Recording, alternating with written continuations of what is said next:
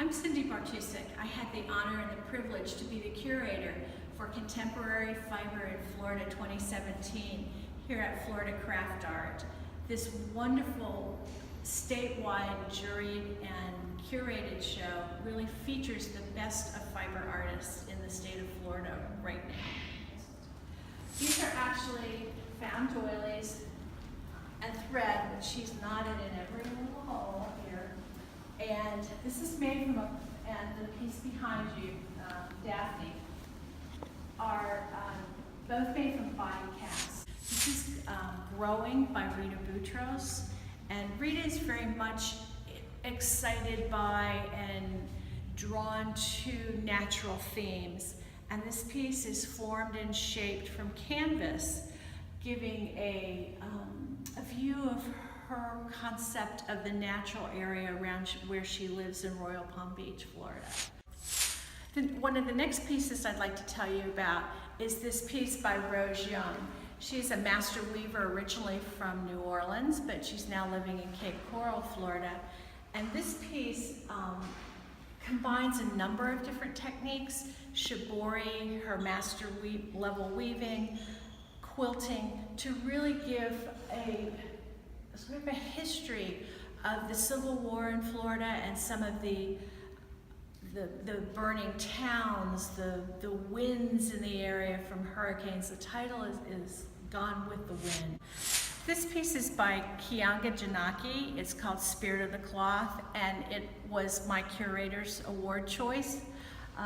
Kianga has chosen to take a very traditional African-American storytelling method, which is quilting, for her piece. It's very interesting. During the Underground Railroad days, quilts were used as signaling devices to let people, the travelers, know when it was safe to come out or when they needed to go in hiding.